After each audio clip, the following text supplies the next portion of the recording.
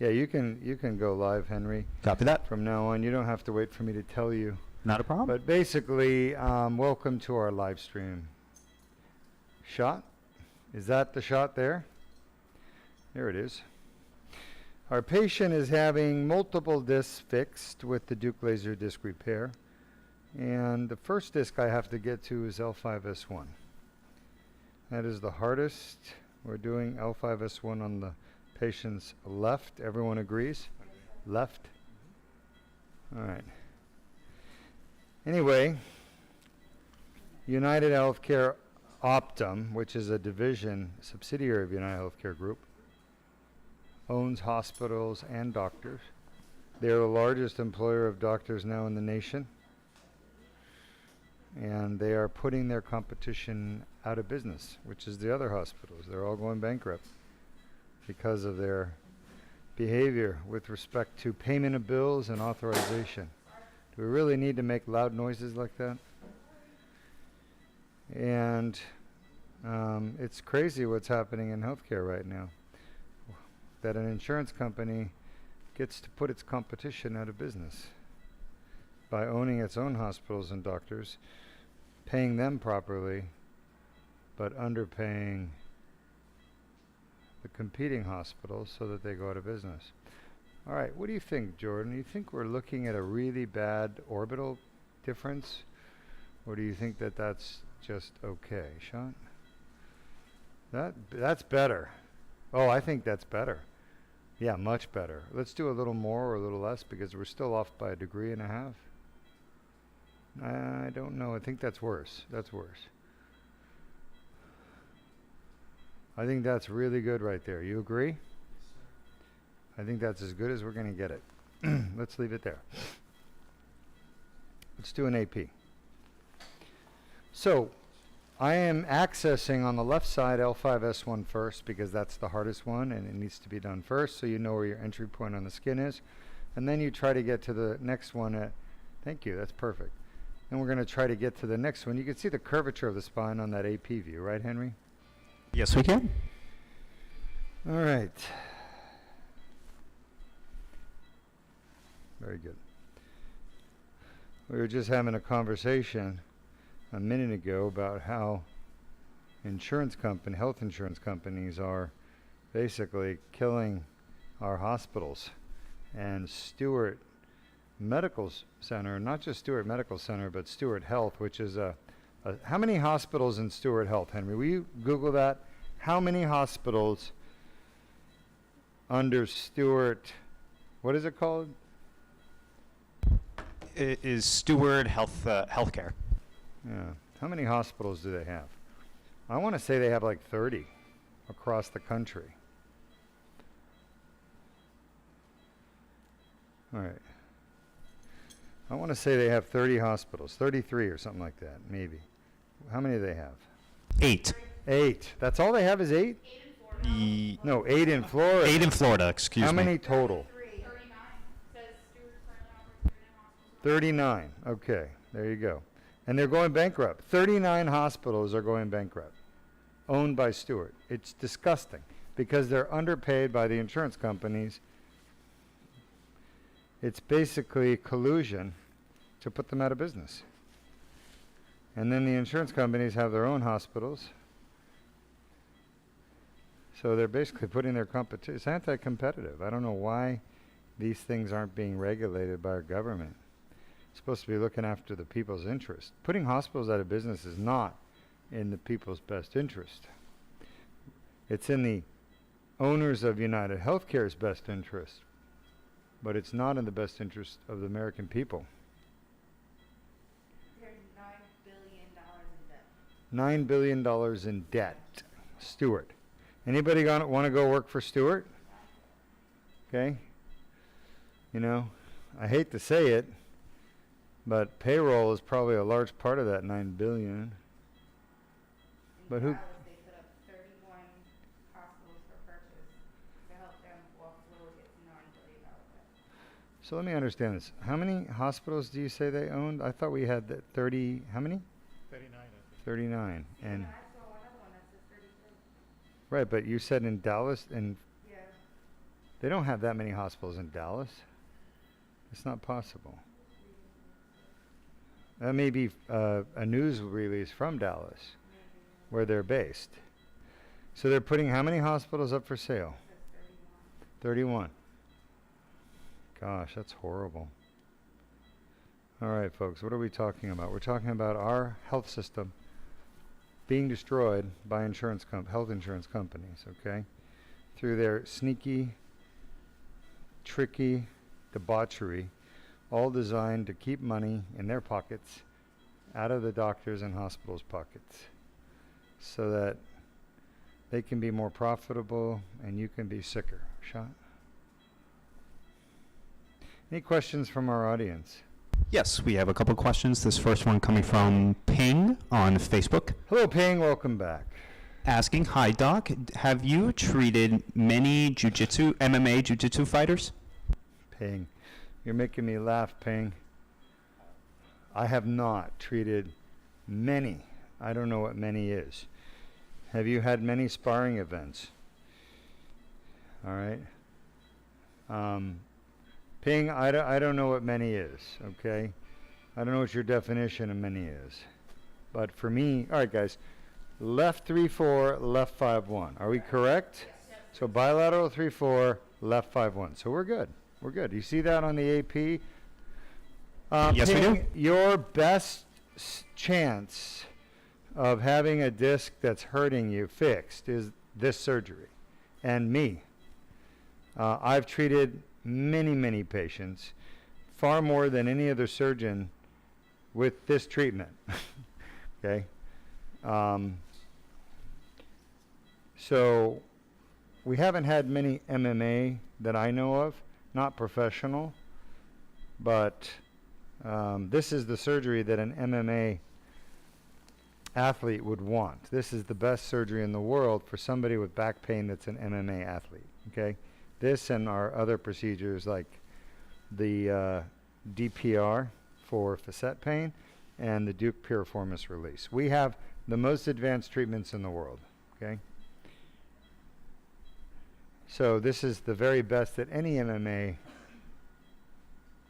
athlete could have. Am I lined up directly with 3-4? It looks like it, right? It's like right there, shadowing it. Yeah? I see it. That's pretty impressive. Nice.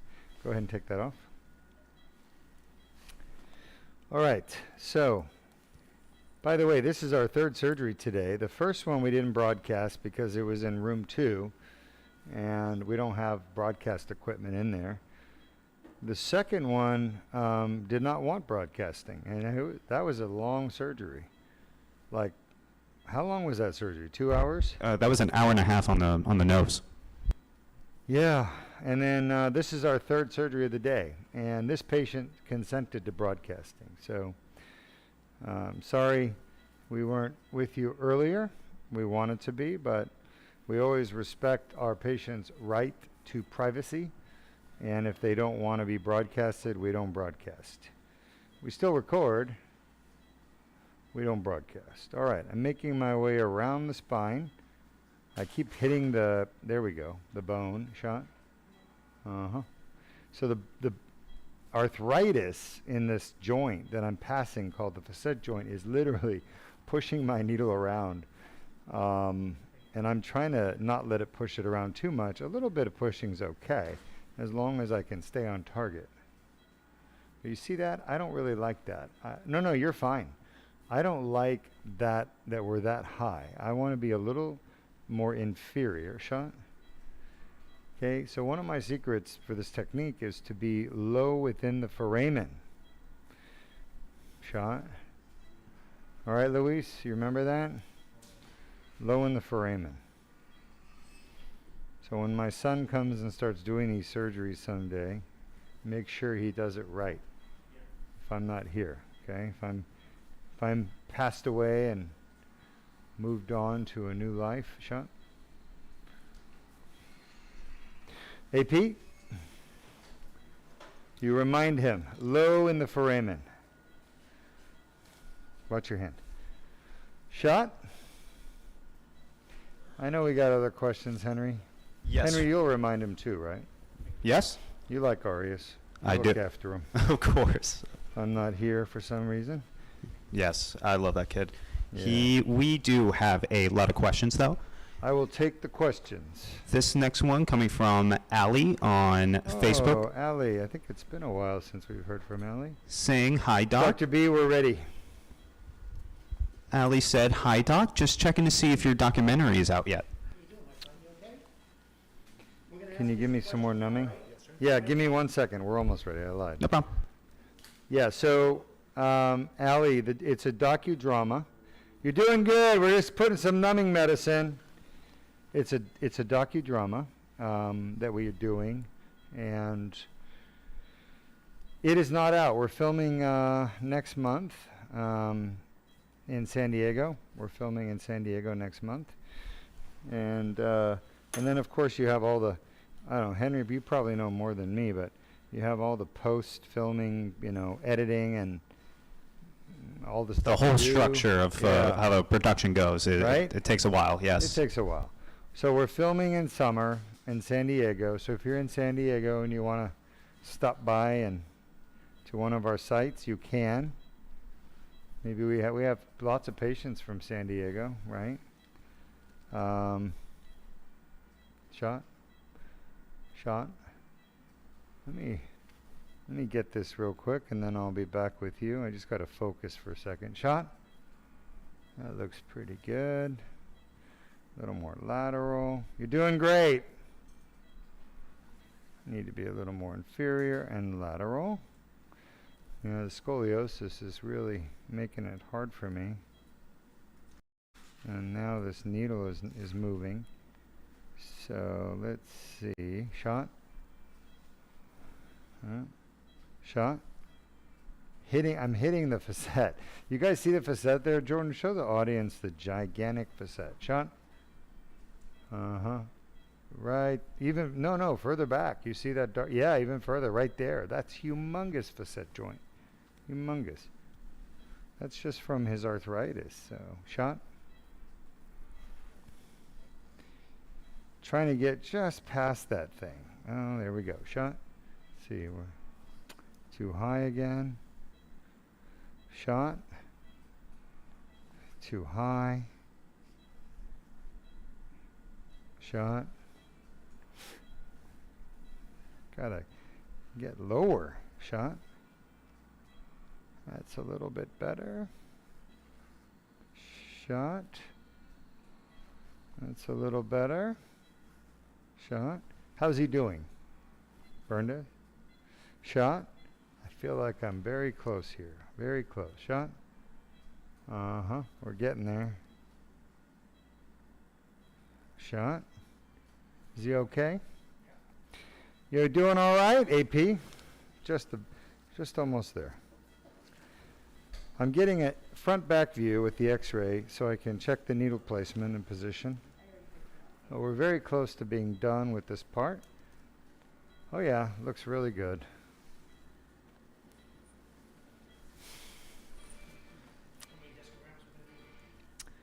Three. Well, not ready yet, but shot. All right. Where's 5-1? 5-1, man. Shot. This one moved back, unfortunately. You okay? How you doing, my friend? You all right? He said, yeah, he's okay. Shot. You're doing great. We're almost done. If I can just get this one in, it'll be perfect.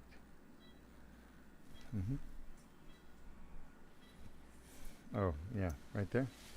So, I know I'll take more questions in a minute, folks, but we're at a point now where we need to test these discs. So let me just do that, and then we'll take some questions once we get underway. Now, this gentleman is from Georgia. Huh? No, he's from Georgia. They live in New Brunswick, Georgia. Where do you live? Where do you live? They moved. Where do you live, my friend? What's that? Where? Does he have CPAP on? Yeah, he's from New Brunswick. They just moved, so. All right. You comfy? No pain? How bad is that on a scale of 1 to 10? How high? Give us a number. How high? 10. 10. Is that where you get your pain? Yep. Good. 3-4 is 10 over 10 concordant. Is that better now? That's what the guy wore. Better? He has a CPAP, you said, right? Yeah. So that mask is on his face. Kind of hard to hear him, but that's fine. We want to keep him there. You comfy? You can see the dye leaking out through the tear in the back. Jordan, show us that real quick. We're going to take your questions in a moment, type them up. But you can see the herniation right there. Yep. You can see the tear. Show us the tear where the dye's leaking out. Yep, right there. Perfect. Any pain? Any pain?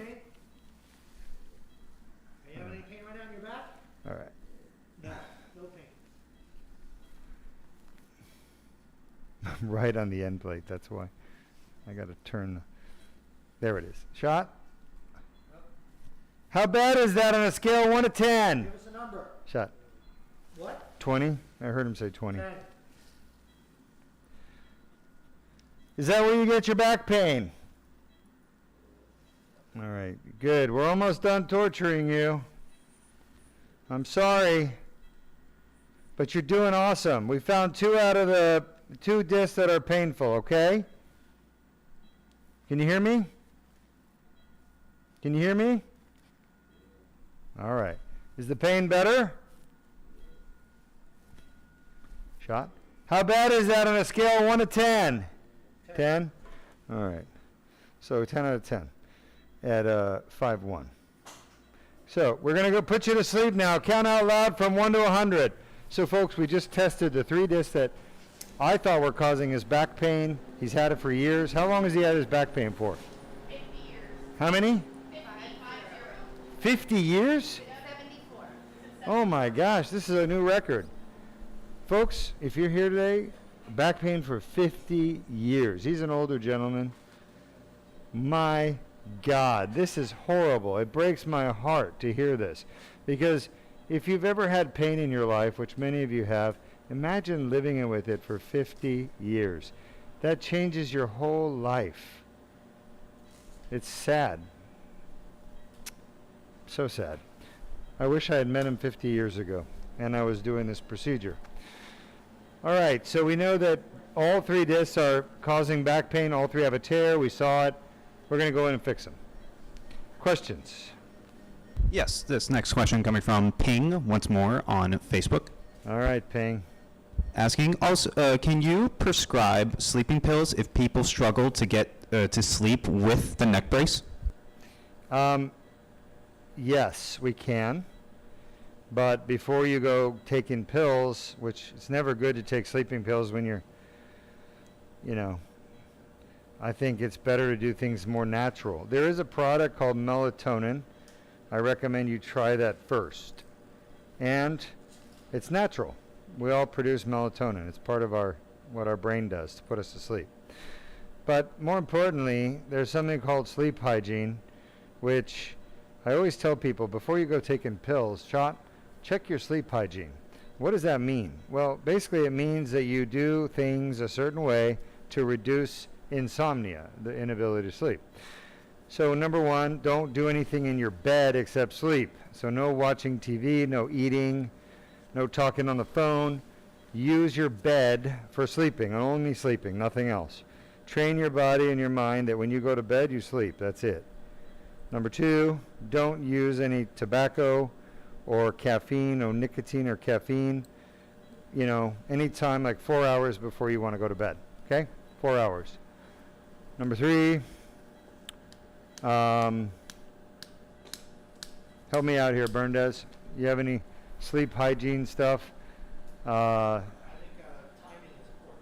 Oh, exercise. Timing. So you want to go to sleep pretty much close to the same time. Yeah, timing. He says try to go to sleep the same time every day and shoot to wake up same time. All right. The next one I was going to say was exercise. Do not exercise in the evening.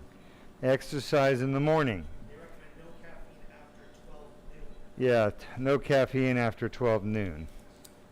So, exercise in the morning, do not exercise in the evening. People don't realize that caffeine can last 8 hours in your system. I didn't know caffeine could last 8 hours, but That's why they say 12. the reason you don't want to exercise at night is it raises your heart rate, your blood pressure. Shot?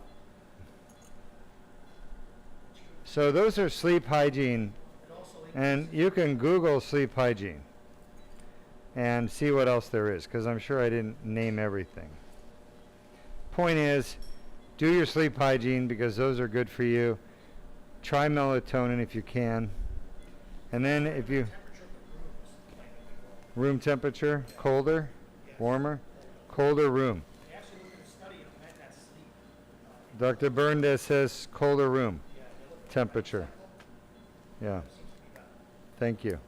So there's a lot of things you can do besides drugs to help your sleep, and we encourage you to try that before you come here. Second of all, if you absolutely have to have sleeping pills, we can prescribe them. I won't. Dr. DeMola does. I don't prescribe any meds. I don't do meds. We have a specialist who does meds. Why? Division of labor. Division of labor is a good thing, especially if the people you assign those responsibilities are the best at doing them. Dr. DeMola is our best doctor at medication. Okay? Outpatient medication. Dr. Berndes is our best doctor at, medications while you're here at the surgery center. And Dr. Patel is the best at injecting medicine into your body. So we have different doctors that are really good experts in their respective fields. But Dr. DeMola, ooh, there's a big one. Look at that piece of herniation. Henry, you see this? Yes, we do. Pulled it out. Can you guys see that? Yes, we do. That's about 2 centimeters, huh? Nice. Going in for more. Lots of little pieces. Oh yeah, lots of little pieces. Oh yeah. We're going to have a whole collection here. Great question. Next. Next question coming from Lanu on YouTube, Hi, Lanu. asking, a lot of surgeries were scheduled on the same day. Fatigue and frustration can set, especially in the late afternoon. How do you find that energy? How do I find the energy? It's a great question. Well, a couple of things to think about. Number one, don't take this the wrong way, but we are selected for our ability to work endlessly as doctors, as neurosurgery residents. I talk about this from time to time. When I was, in medical school, for example, I never slept the week of exams because I didn't have time. I had to study. So you kind of are selected by your ability to not sleep, not rest, just work. And so it takes a certain kind of person to just work. And my team here is similar, We're hard workers, we're long workers. I guess I wouldn't say it's natural, like I wasn't born a baby and, what's that little baby movie? Where he dresses in a tuxedo and he's Boss baby? boss baby. I wasn't a boss baby. I was kind of a, I hit the laser while I was inside the endoscope. Luis is gonna kill me. Probably just shattered one of the lenses. At least loosened it. These pieces of herniation are just not coming out on their own. So good news, we're getting all these pieces of herniation out.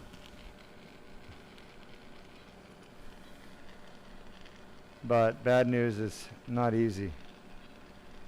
Second of all, if you're doing something you really enjoy doing, you don't really think about it. How's blood pressure? 85 to 90 over 60. And he was on a blood thinner, right? Aspirin? Yeah, because he's oozing. Yeah, but still, you need 30 days to really correct aspirin. You don't get your full platelet complement back for over 30 days. You know? All right, so next question. Next question coming from Hugh on Facebook, asking, what if you can't have an MRI due to stimulator implant? Will a CT scan work? Yes, Hugh, a CT scan would work. That would be the next best option. My advice, get a CT scan and do our free MRI review. Free. It's a free MRI or CT scan review. You're not the first person that I've diagnosed properly with the CT scan. I'd rather have an MRI, but if you can't have it, you can't have it. It's fine. So get a CAT scan, go to our website, use our free MRI review, fill it out, and you get to meet me. I will tell you this, and I say this all the time, the most important diagnostic tool to know where your pain's coming from is the physical exam. And I can do a pretty good physical, not perfect, but pretty good on the Zoom. I do miss a few things here and there, and then when the patients show up for their surgery, I find them, and we usually tell them, look, we didn't see this, but you also have this problem. So, and we can treat it while you're here, so that's the good news.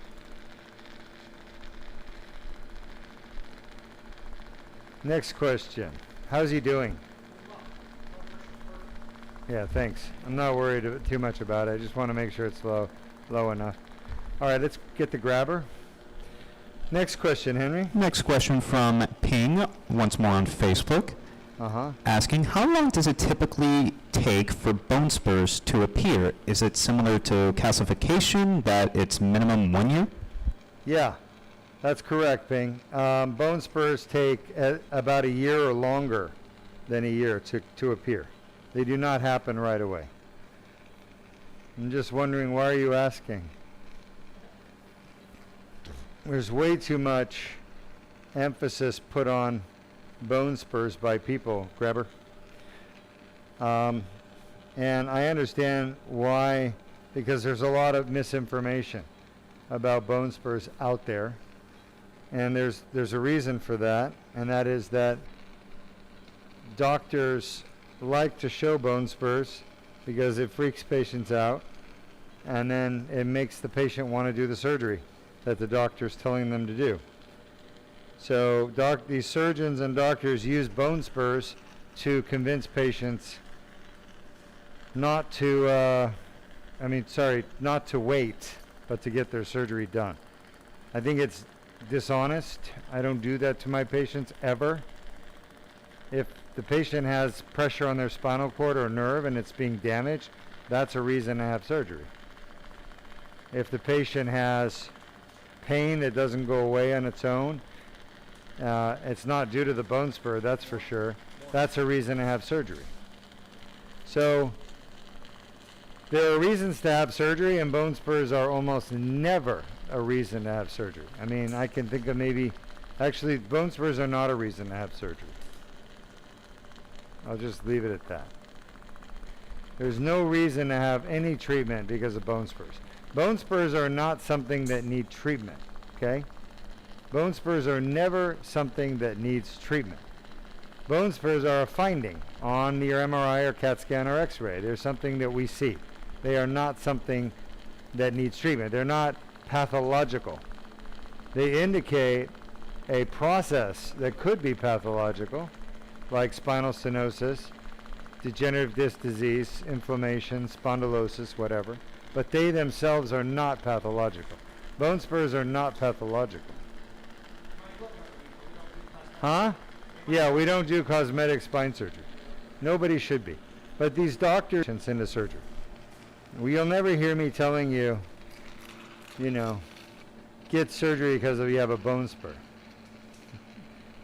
There are tens of millions of people out there right now with zero pain that have bone spurs. They have No need for surgery at all. God, these pieces of herniation are not coming out.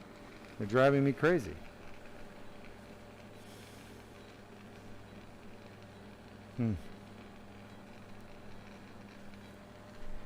All right, laser. Good questions, by the way. No, we're still on the first disc. We have only done one. We're on number 1. 1 out of 4. We have one more on this side to go. We have a couple more questions. Yeah, I'll take. Well, before you take the questions, let's show the audience what actually is the cause of back pain. It's not bone spurs, folks.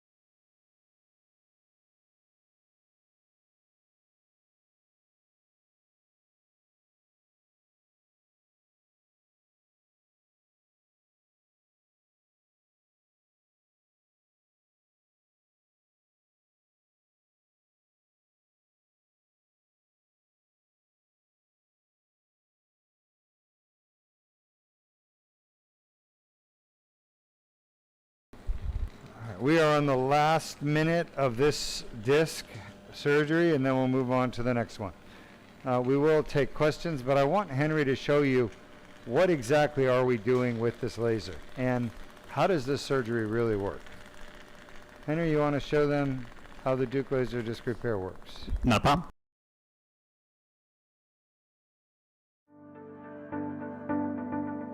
Disc injuries are a common cause of chronic back pain.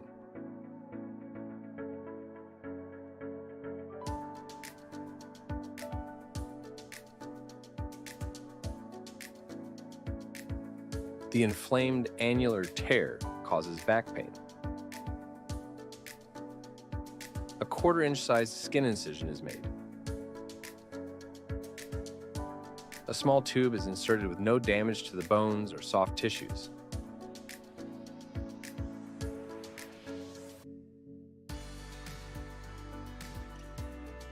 The laser removes the herniation and debrides the annular tear.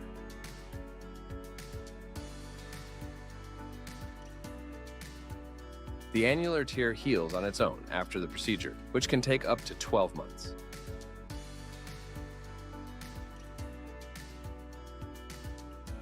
For more details, please visit our website or call us at 1-800-FIX-MY-BACK 349-6922. All right, we're just irrigating out this wound, getting any residual pieces of disc material out. But you have seen now how this surgery works with the endoscope and laser working together to basically see the tear where the herniation is and see the pieces of herniation stuck in the tear and use the laser to remove the herniated fragments and clean the tear so that it can heal on its own.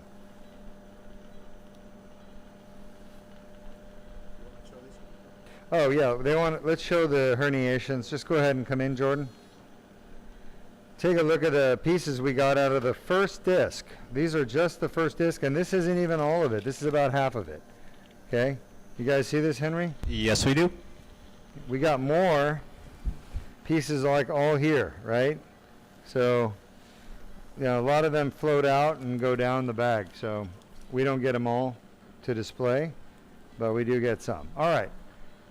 We'll take some more questions as we go on to L5-S1 on the left side. Take. This next question I got is it, I got coming it, I got from it.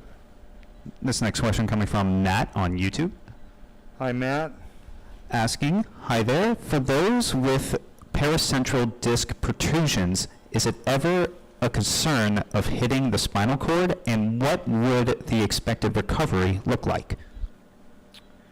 So paracentral herniations in the lumbar spine, I'm not concerned about hitting the spinal cord because there is no spinal cord in the lumbar spine.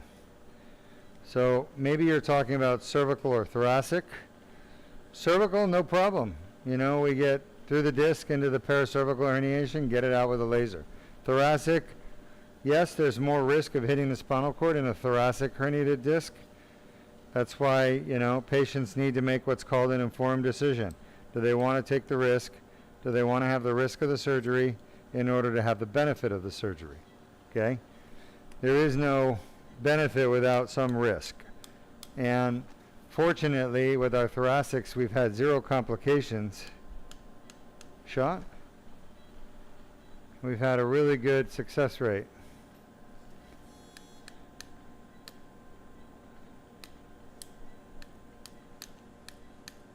Shot?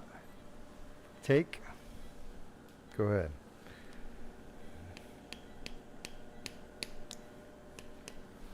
Shot?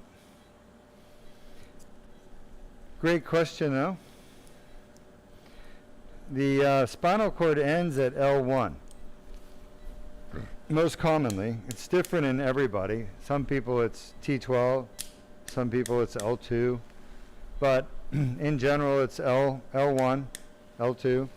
So you don't have a spinal cord down here where all these discs problems are, okay? The most common disc is L4-5, then L5-S1, then L3-4. The spinal cord ends way up here, so we're nowhere near the spinal cord. But when you ask, can you hit it accidentally or injure it? Yes, you can, but you would have to be having a really bad day. That's kind of like in soccer. I used to play soccer. It would be like scoring a soccer goal against your own team, on yourself. It happens, but it's extremely rare.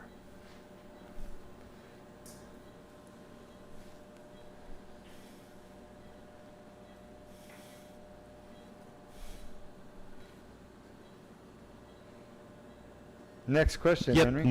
Next question coming from Kelly on YouTube, Hi, Kelly. Welcome to our live stream. asking, "I expect to be contacting your office soon to set up my appointment after authorization is approved. Dr. Deuk, my doctors are here are suggesting an epidural in my neck. Will this interfere when I see you? I've been refusing the epidural as my neck is constantly flaring." So, Kelly, great question. First of all, let me just say that most epidurals can be done safely. Most. Doesn't mean you will get a safe one done. We've had lots of people, we've seen them, we've read about them, we've talked to them who have had epidurals and then now they have really bad complications. So if your epidural is done properly, safely, properly, and I'd give you about a 60% chance that that's going to happen, 60%, not knowing your doctors, just all comers, 60%, that you'll have a properly done epidural, cervical epidural. If that's the case, it will not interfere at all with my surgery, and you can do it. On the other hand, there's a 40% chance you'll have a complication. Now, doctors generally don't know that they're going to have a complication before they start a procedure. So it comes as a surprise to them as much as it is to the patient when they wake up. That said, you want to look at your doctor's complication rate. How many times does this doctor get complications? The problem is nobody will tell you that. They will not tell you. And if they have complications, they will not tell you. Okay? They will lie to you and say they don't. Unless you can make them say it on truth serum. And then you can get a real answer. But these doctors, unfortunately, they're not always honest with their patients about complications.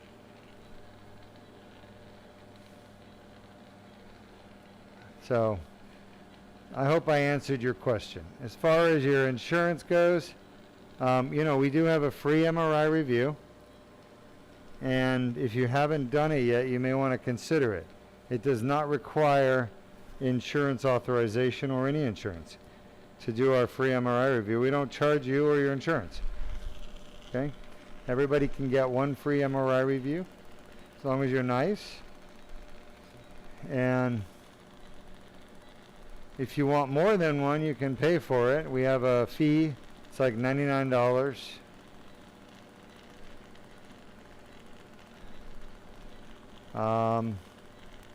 So it's pretty nominal. But the nice thing is you get to do your MRI review from home, work, wherever you choose, top of a Ferris wheel. And we take it from anybody around the world. So, I mean, you could be in, Bangladesh. You could be in Guam. You could be on the front line of the war between Russia and Ukraine. As long as you can connect to the internet and talk to me, you can get your free MRI review. So I encourage anyone that wants to know what's wrong with me to do the free MRI review. We don't get any money for it. We don't advertise or anything. It's just literally free. And the purpose of it is to help people. Because too many people out there are wondering what's wrong with me and they can't get answers from their doctor. Their doctors honestly don't know. Most of the time they don't know. The problem is, as a doctor, when you don't know the answer, you should really send the patient to someone who does know, like Deuk Spine Institute. But they won't do that because once they send you to Deuk Spine, we're going to fix you. And once you're fixed, they're not going to make any money on you anymore. So they're going to lose business. Unfortunately, a lot of doctors put business ahead of the patient. In other words, they'd rather make money than fix you. They'd rather make money on you than get you fixed. Okay? And we don't believe that's right. We think people should be able to get out of their suffering. At least they should have a choice to get out of suffering. Okay? I believe nobody should suffer. Nobody should have to suffer. That's what I believe. But I can't help people that aren't here. I mean, it's not possible. Right, Henry? We want to help everybody, but Of course, yeah. I can't help people that don't come here.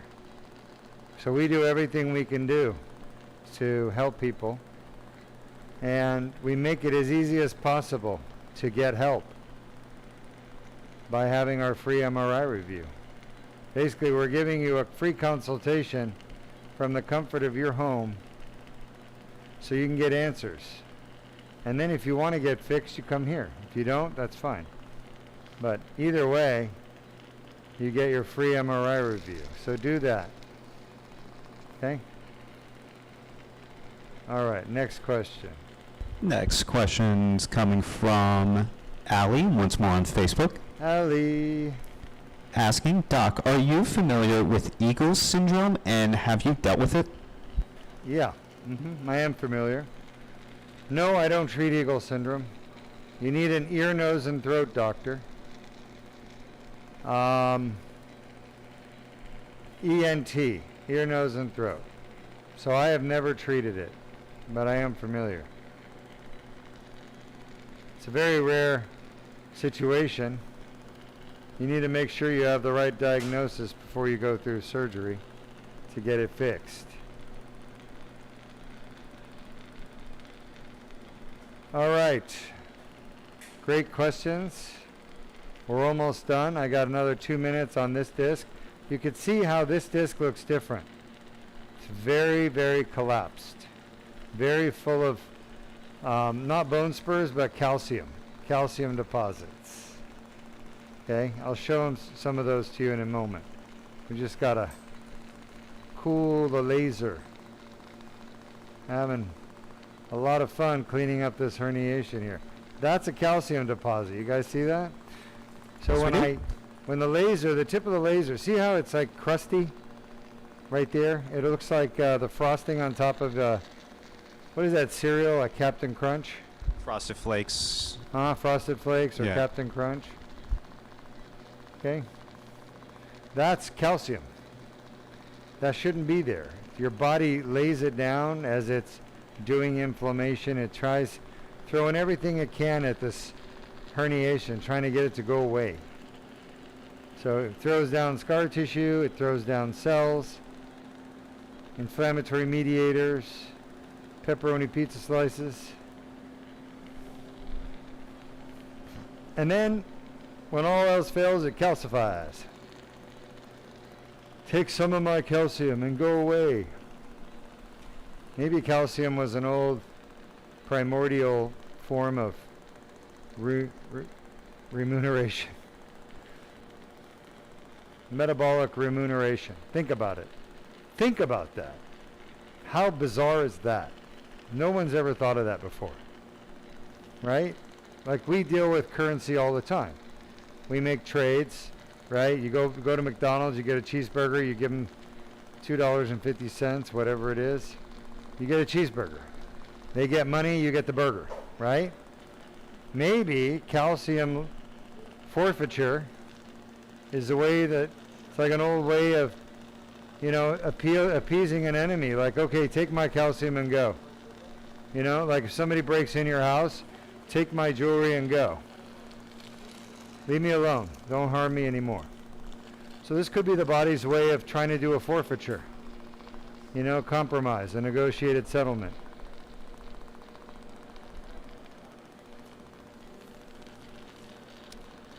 And you think that sounds crazy, right? But it's not so crazy. I mean, if you think about what is calcium, it's a metal ion.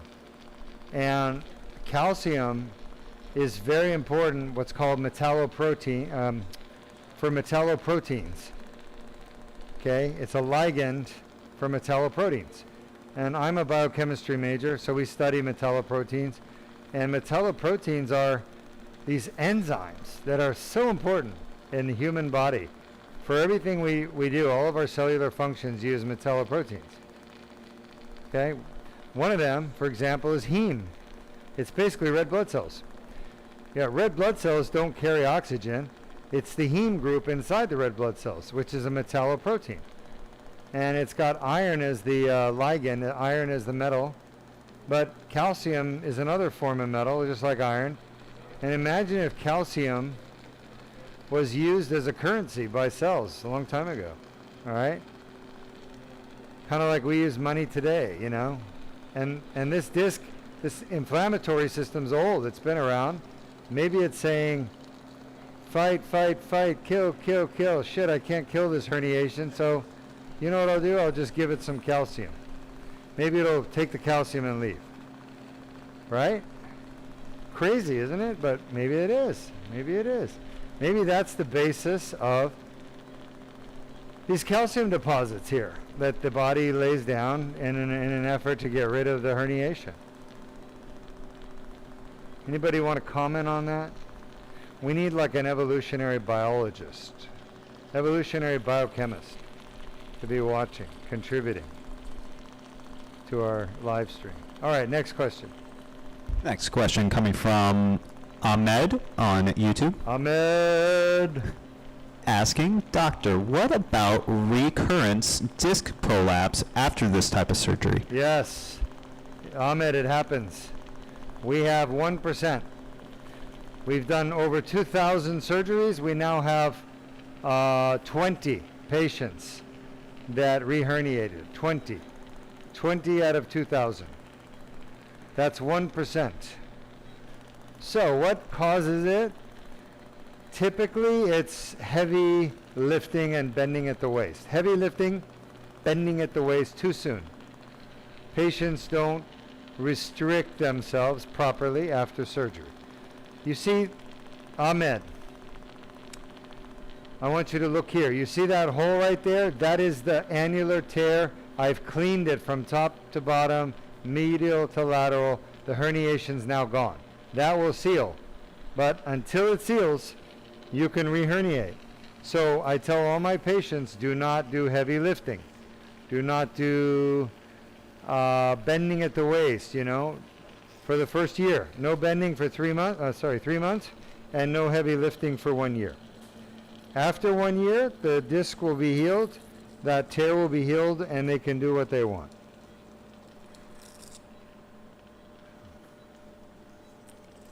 So, 1% risk of reherniation. Great question. That's much lower, by the way. Deuk laser disc repair, our reherniation rate is 1%. Other types of surgery, reherniation rate 10, 20%. Not 1%, but 20 times more. So this is the lowest chance of reherniation of any surgery or procedure in medicine for a spine issue. All right, I'm going to switch sides. I'm going to go to the patient's right side. I've been operating on the left side, and we're going to do 2 more discs on the right side, and we're done. 20 minutes, Dr. B. Did I make an incision? Yes.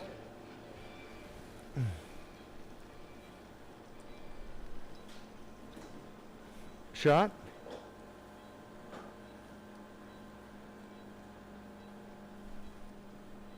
Num num? Any more questions, Henry?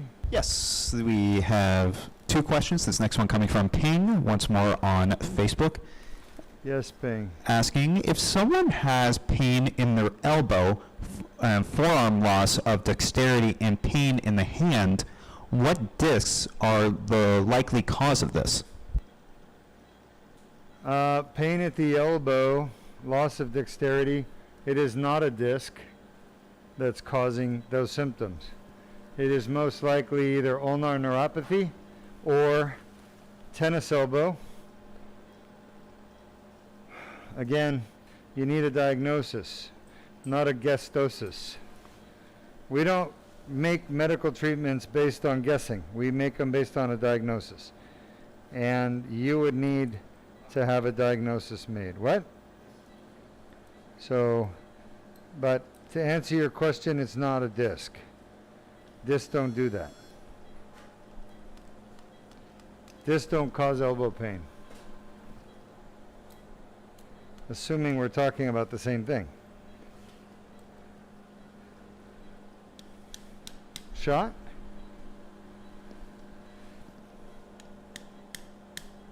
Shot, I feel it. Take it.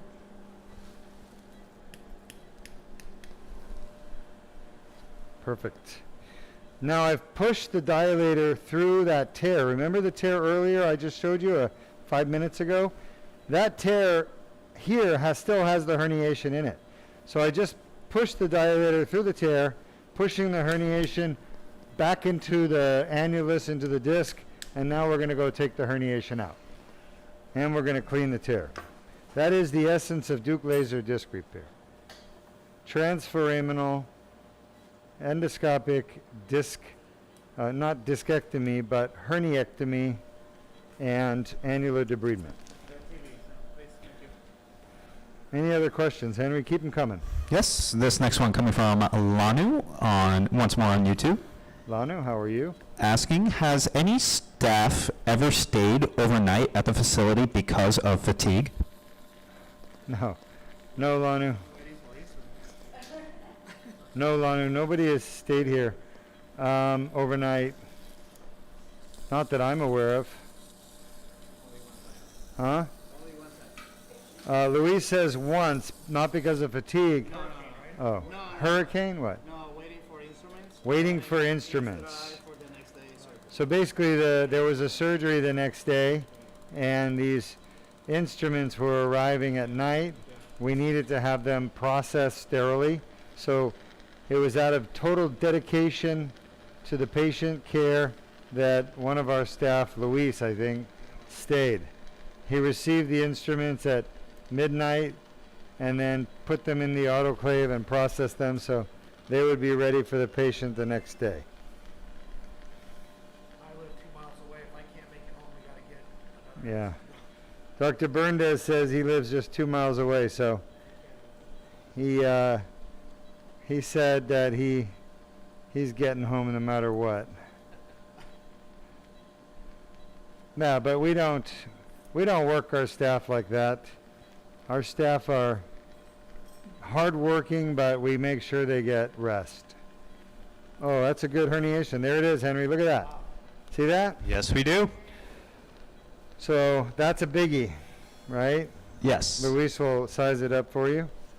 But basically that's a big piece of herniation. I told you we use the dilator to kind of push them back in, and then I go in and grab them out. And once I can't grab them out anymore, then I bring the laser in. The laser will free up the herniations, and then you can take them out. They either float out with the laser or I grab them out. Any other questions? Yes. This next one coming from Ram on YouTube. Hello, Rob. Ram or Rob? Ram, R-A-M.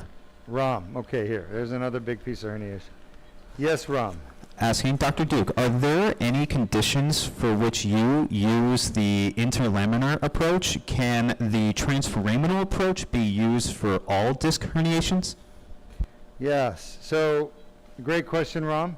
First of all, Ram is asking about two different approaches, which he's using all the right terms. Approach is how the surgeon gets to the part of the body we need to get to fix it. It's called an approach. And there's different approaches to the spine. One of them is called transforaminal, which is what I do for the lumbar spine. And the other is interlaminar. The other is transdiscal. But there's other ones, like in the thoracic spine, you can have transthoracic, you can have transversectomy, you can have lateral extracavitary. For the lumbar, you can have extreme lateral approach. You can have orthogonal approach. So there's a variety of approaches where you choose a different path. It's kind of like taking a walk through the forest. You know where your end point is. It's always the same, right? You're meeting a friend, say, at the top of a hill, and the path you take through the forest could be different than theirs. Sometimes everybody takes the same path because it's the right path. It's the easiest, safest. The other paths are far more dangerous, take way too long.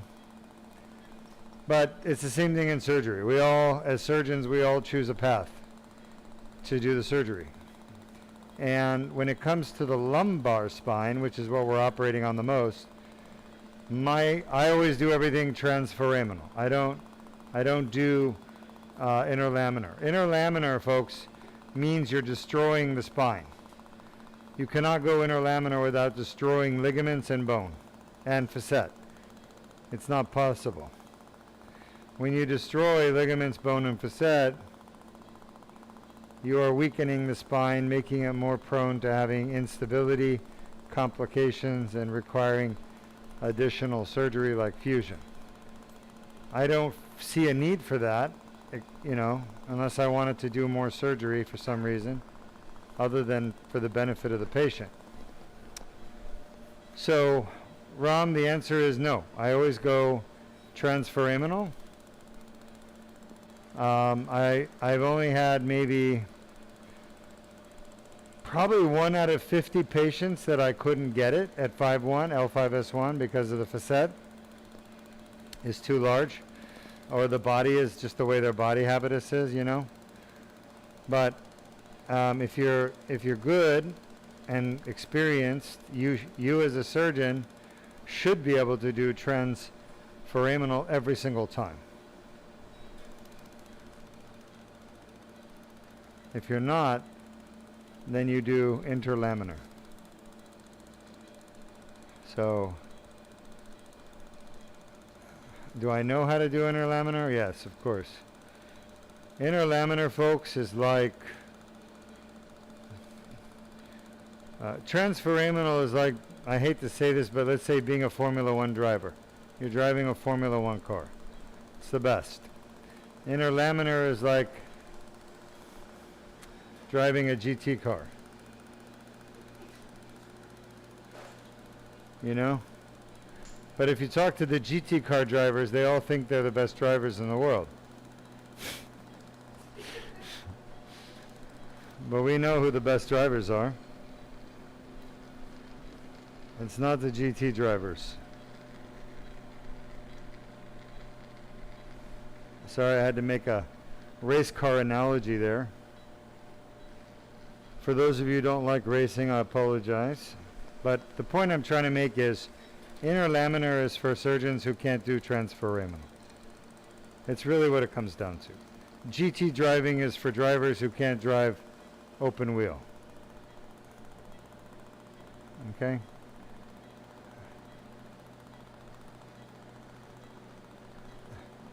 And it's really about skill, experience, and talent. Those three things. All right, next question. Next question coming from Ping once more on Facebook, saying, okay, thanks doc. I have got cubital tunnel and bulging cervical discs. I was just wondering what to treat first and what's the most likely cause of my arm pain, as I have a lot of discomfort in my elbow down to my hands. That's probably your cubital tunnel. Your elbow, ulnar neuropathy at the elbow.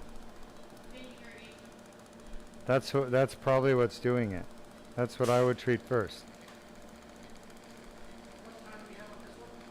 I've got another minute on this disc, and then we got one more to go. It's total time for surgery, 12 minutes. Everything is going well for this patient, by the way. Henry, we've already played all the videos, right? Correct. Yes. Yeah. Sounds like pain. You may also have a little tennis elbow on top of your ulnar neuropathy, if I had to guess. And I am guessing because I haven't seen you today as a patient.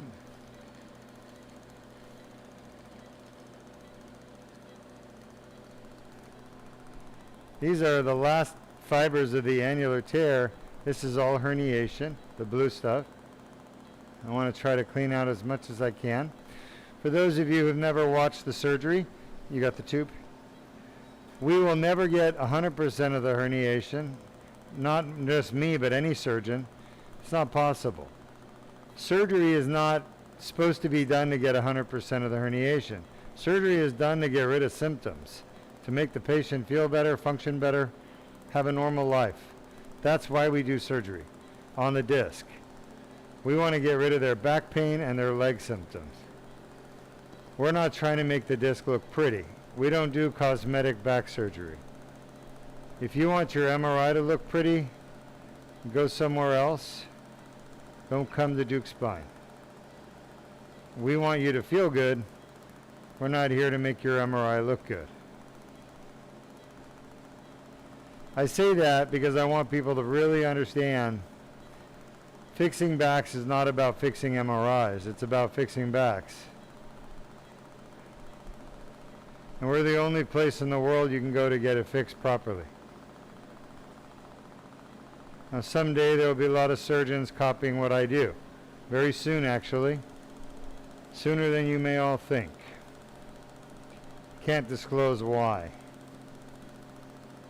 But let's just say there's tremendous interest in my intellectual property by some very large companies that want to train other doctors, and I want to help them.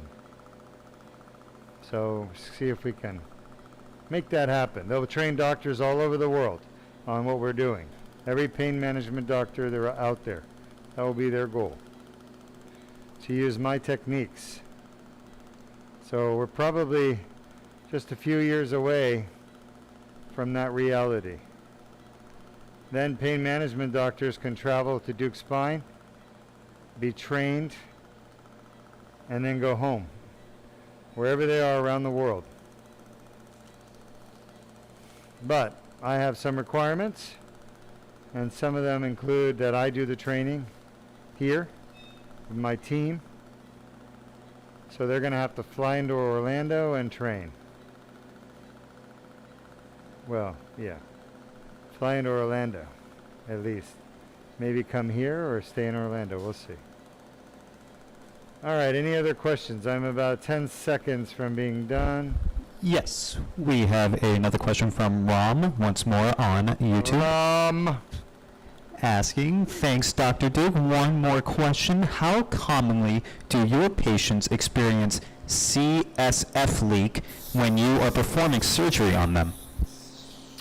Well, Ram, I have to admit that my patients do not get CSF leak, but it's a very good question. CSF leak happens when the surgeon, usually when the surgeon, all right, let's talk about CSF leak. CSF stands for cerebral spinal fluid. It is the liquid that bathes, dilator, bathes the nerves and spinal cord and brain. It's produced in the brain, travels down the spine all the way to your tailbone, and when a surgeon is doing spine surgery, they might accidentally cut the membrane that's surrounding the nerves, spinal cord, brain, and cause fluid to leak out. When it comes to spine surgery like this, for disc problems, it's always a mistake of the surgeon. Now, there is one exception, and that is if the patient already had a spinal fluid leak to begin with, and we just happen to get into it while we're here, which happens, by the way, if patients had surgery elsewhere. I've had a few patients that had laminectomy or discectomy done by another surgeon somewhere else in Florida or another state, and they come here, and we do their surgery, and lo and behold, we get into a spinal fluid leak that's old. It wasn't one that I created, but something somebody else created. That is rare, but it happens maybe once a year. Then the second type of spinal fluid leak is one that I create by accidentally cutting the membrane around the nerve. And that never happens. I never cut that membrane. I am that good. Okay? It's not a thing that, like football, right? You're playing professional football, you're going to have a knee injury, right? Because someone's going to tackle you the wrong way. And they're going to tackle you and hurt your knee, and they're going to break your knee. Well, in spine surgery, not everybody is like a football player that gets tackled and gets their knee destroyed. There are some players who are really good at avoiding injuring their knees. Okay? They jump at the right moment, they avoid certain tackles, and they don't get their knee hurt. But most players do. Yeah, so that's how I am. I don't get spinal fluid leaks. Okay? Getting a spinal fluid leak would be like if I'm brushing my teeth and I stuck the toothbrush in my eyeball accidentally. Okay? Why to other surgeons? Bad technique. Bad technique. My patients are getting the very best. When they come to Deuk Spine, they're getting the best technique that's possible. And I don't get spinal fluid leaks. Okay? But it is a common occurrence among other spine surgeons. There's poor technique, poor equipment, poor awareness of where they are, not knowing where the dura is.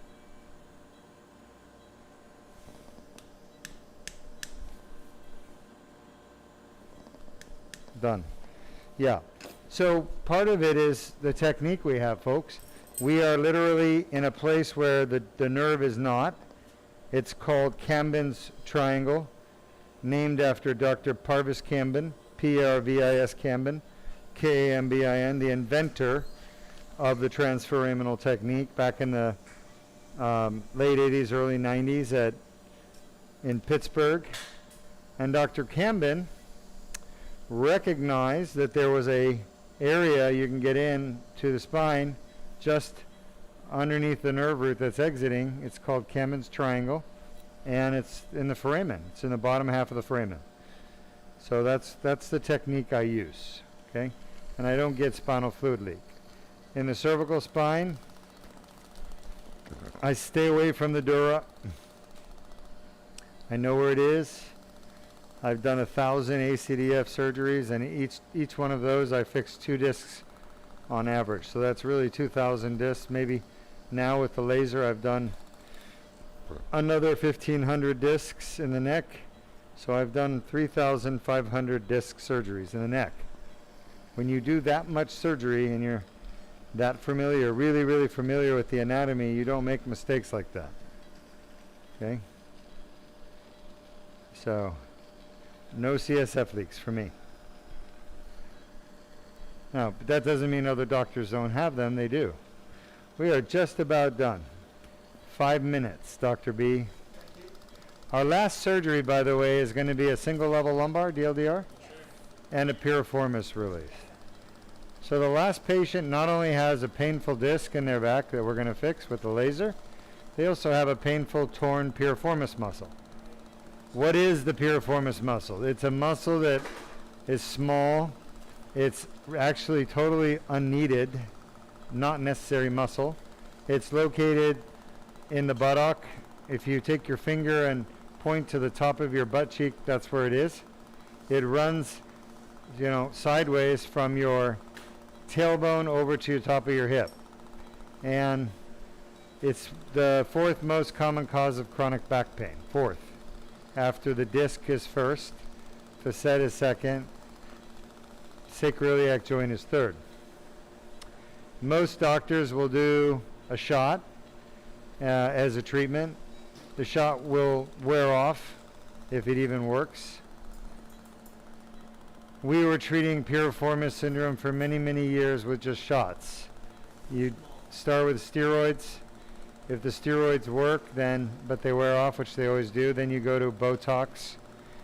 Botox relaxes muscles. It's a muscle, remember? And if the patient continue to have pain, you can do stem cells, PRP, and that didn't fix the problem either, by the way. And then you send the patient to a surgeon, and the surgeon would cut open their buttock, fillet it open, and literally dig around looking for that muscle. Meanwhile, they would hurt the patient tremendously. Patient would have horrible pain in their butt. Oh yeah, and you get a sunken in butt cheek, by the way. Who wants a sunken in butt cheek? Nobody? I mean, if that ever became like the fashion, sunken in butt cheek, then that's the surgery you want. Okay, you can always get a Brazilian butt lift done afterwards. But that said, horrible surgery, open. So I developed a new surgery, a new way to fix the piriformis by doing a release right over the hip with a tiny 4mm incision. We've been doing them now for, what, six months? Almost 6 months. 5 or 6 months. And we've had excellent results. Basically 100% pain relief from the piriformis. So we're going to be doing that surgery next, along with a DLDR. Henry, you got any more questions? If you do, type them up, and I will come and answer them for you guys face to face. I apologize that this is our first live stream for the day because the other surgeries, the patients did not want live streaming done, and that's fine. We respect each patient's right to not live stream. We have some very high profile people that come here, and they don't want, I guess they just don't want themselves known that they're having surgery, and that's fine. So they don't allow us to live stream. And that's okay. I don't have a problem with that. I respect that decision. So in the meantime, type your questions up. Dr. Deuk, will come answer them for you after I finish this, which will be in about a minute. And we'll have some fun, okay? I got something I want to show you all in the broadcast room. We just have one question for right now coming from Ping once more on Facebook. Just save it. Copy that. And we've already shown all the videos, Correct. right? Correct, yes. So save Ping's question Copy that. for when I get there.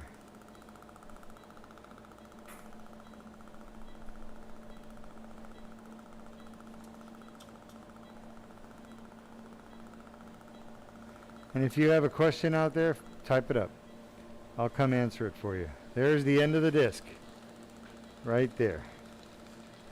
Again, there's calcium in there.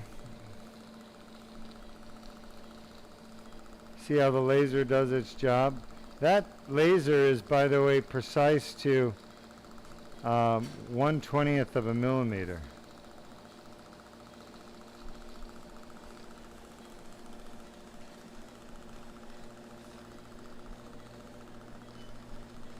It's all scar tissue right here from inflammation in the disc. Scope use is a 7. Got some good size herniations, right, Luis?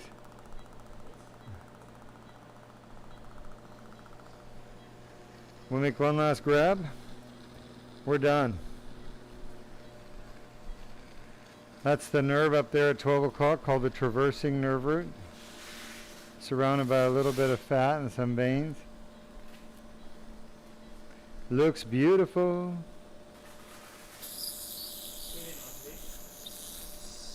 Great job, everyone, as always. Scope off. Let's irrigate. What is it? Yes, did I say so far? Probably. Sounds like something I would say. Right? I'm glad you like it. I'm glad you laugh. I need somebody laughing at my jokes. Luis is too tired to laugh. I don't pay Luis enough to laugh at my jokes. Right, Luis? They're not that funny after all. Okay. All right, so just to summarize, Henry, you still there? Yes, sir. This gentleman had 50 years of back pain, and I think that's honestly a record. I know the highest we used to have was in the 40s. Okay, 50 years, and I feel horrible for him to suffer for 50 years. And I'm so thankful that he found us, and we're here to fix him. I'm really excited for him and his family. He's going to do great. You know, there's no doubt that this was probably all of the pain he's having. I mean, he's got 10 out of 10, 20 out of 10, and 10 out of 10. Go ahead. Well done. Thanks, Luis. So I think for sure we got rid of that disc pain with the laser surgery, and hopefully he does not have facet pain. We'll find out. Hopefully this is all he has, and we just fixed it. So go ahead and type up your questions. Hey, Henry. Oh, I wish we had the 30 causes. Soon we're going to have a video. Henry's working on it. Yep. 30 causes of back pain, and it's going to be amazing. You guys are going to see all the causes of back pain. We're going to run it every single stream. All right, I'll be over there in a few minutes. Copy that.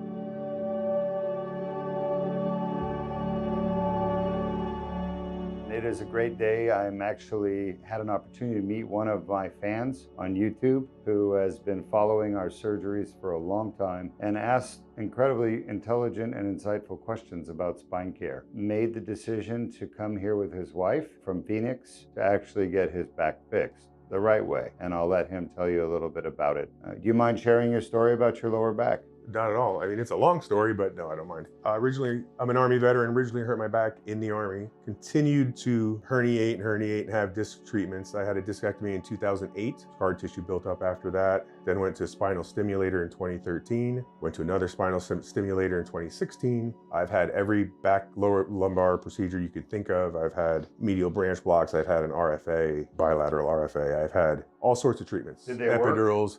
No, I'm here, right? I'm constantly, it was constantly hurting to the point where this last year, since the start of 2023, I was starting to get bad leg weakness, the shooting pains in my lower back. I couldn't walk for more than 50 feet anymore. And I'm like, I just turned 50 last week. This is going to be a problem for a number of years more. So I had to find something that was going to solve the source of the pain and not just treat the symptoms, because there's nothing left to treat the symptoms besides a fusion. And you were skeptical because Right. you've been through so much treatment. None of it really worked, but you found our site. Right. You engaged with me many times on the internet while I'm operating. Right, absolutely. Which made the pre-op appointment go so quick, though, because I'd asked all my questions. True.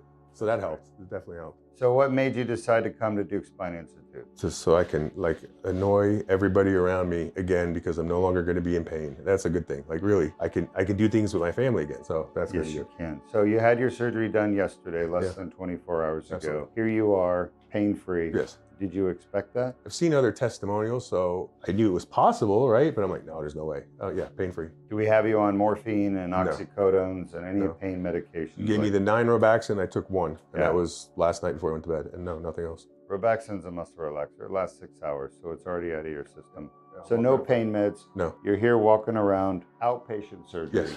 Yeah. Done with a little cut on your back. You can actually watch it here. You can see some footage of where we went in with a tiny little incision, brought the endoscope in, we brought the laser in, we cleaned out those tears where the herniation was, where all your inflammation was. You can even see a little bit of pink tissue in there, inflammatory tissue. That's where all the little nerve fibers are that cause so much pain in the back of the disc. We got rid of it all, and that pain is going to be gone permanently. Well, I'm looking forward to it. Anything you want to tell your fans out there? I'm just happy to be, really, I am pain-free. Like, I'm annoying my wife because I have limitations, obviously. I'm not supposed to lift and all that. But I have no pain, so I'm literally bouncing off the walls now, which, of course, everyone has cautioned me not to do. But really, that's it. Is like, I'm excited. Winter's coming, things to do. I'm not going to be suffering Not as too much. much. No, but I won't be suffering from the cold anymore. I won't be one of those like, oh, it's going to be cold outside. I can't move. I'm happy just to think about that, so yeah. Obviously, you can tell from his energy level, he's not the kind of person to take it easy. So, but I know he's going to follow the instructions. His back will heal beautifully. I do want to point out one last thing. If you go back to the video footage, you can actually see he wrote on his back, like, have a nice day or have a great day. Yeah, make it a great day, yeah. Make it a great day with a big smiley face. So he's the first patient that did that, and it really put a smile on all of our faces while we're operating. So thank you very much. Absolutely. Appreciate it. Really, thank you very Your much. involvement. You're welcome. Yeah. Enjoy life. I'm gonna. All right. Let's get you guys out of here. You got better things to do.